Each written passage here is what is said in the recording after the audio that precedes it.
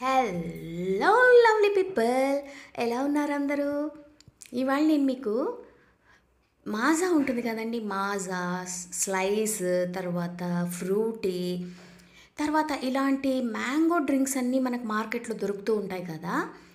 ఆ మ్యాంగో డ్రింక్స్లో అన్నిట్లో వాళ్ళు ప్రిజర్వేటివ్స్ యాడ్ చేస్తారు. పైగా వాళ్ళు వాడే ఫ్రూట్స్ కూడా క్వాలిటీ అయిన ఫ్రూట్స్ వాడతారా మనకు తెలియదు, మనం చూడట్లేదు కదా మన కళ్ళతో. సో మనం ఏం చేయాలంటే మ్యాక్సిమం మనం మార్కెట్లో కొనుక్కునే జ్యూసెస్ కానీ ఇలాంటివన్నీ అవాయిడ్ చేసి ఇంట్లోనే మనం ఫ్రెష్గా చేసుకుని మనం తాగి మన పిల్లలకి మన ఫ్యామిలీకి ఇస్తే హెల్తీగా ఉండడానికి చాలా అవకాశాలు ఎక్కువ ఉంటాయి. కాబట్టి మ్యాంగో ఫ్రూటీ లేకపోతే మాజా ఈ డ్రింక్స్ ఒకేలాగా ఉంటాయి. ఆల్మోస్ట్ ఈ డ్రింక్స్ ఇంట్లోనే చేసుకోవచ్చండి మనం. చాలా చాలా ఈజీ అనమాట ఈ మెథడ్ కూడా.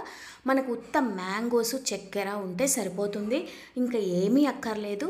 ఈ మ్యాంగో డ్రింక్స్ మార్కెట్లో దొరికేలాగా అంతే ఎమ్మీగా మనం ఇంట్లో ఎలా చేసుకోవాలి ఇవాళ నేను మీకు వీడియోలో చూపిద్దాం అనుకుంటున్నానండి.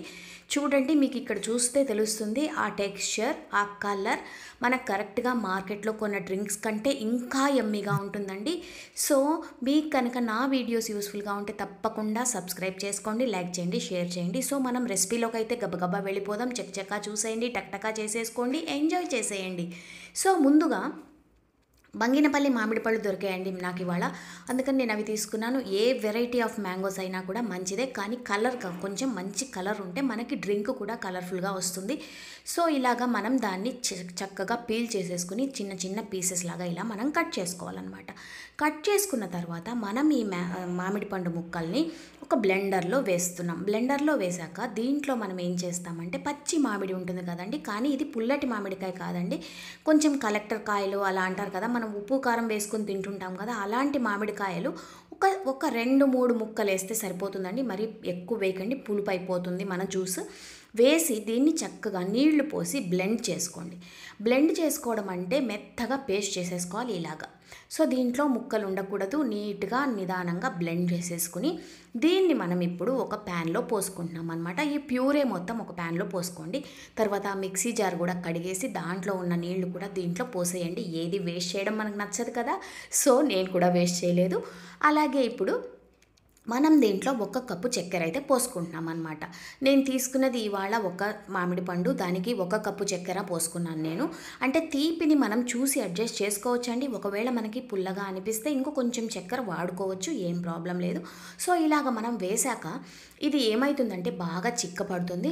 పైగా ఈ చక్కెర అంతా కరిగి కలర్ మారి మంచి బ్రైట్ ఎల్లో కలర్ వస్తుందండి. ఇది చూసారా, ఇప్పుడు నేను ఫస్ట్ వేసిన దానికి ఇప్పటికీ మీకు తేడా తెలుస్తుంది. దీన్ని మనం ఏం చేస్తామంటే బాగా చల్లారనివ్వాలి. చల్లారాక ఇలాగ మనం ఒక సీవర్ జల్లెడలో వేసి దీన్ని చక్కగా కొంచెం నీళ్లు కూడా అడ్జస్ట్ చేసుకుని దీన్ని వడపోసుకోవాలి. మనకి థిక్నెస్ తెలుస్తుంది కదండి, మరీ చిక్కగా ఉన్న బాగోదు, వెగటుగా ఉంటుంది. కొంచెం పల్చగా కొంచెం నీళ్లు వేసి అడ్జస్ట్ చేసుకోండి. ఈ కన్సిస్టెన్సీ చూడండి, ఇలా ఉండాలి. మనకి మరీ నీళ్ళగా కాదు, మరీ చిక్కగా కాదు, ఇలా కన్సిస్టెన్సీ ఉంటే చాలా బాగుంటుందన్నమాట. సో తర్వాత దీన్ని మనం ఏం చేస్తామంటే ఇలాగా చక్కగా వడపోసుకున్నాక దీన్ని మనం సర్వింగ్ గ్లాసెస్లోకి వేసేసుకుని ఎంజాయ్ చేసేయడమే.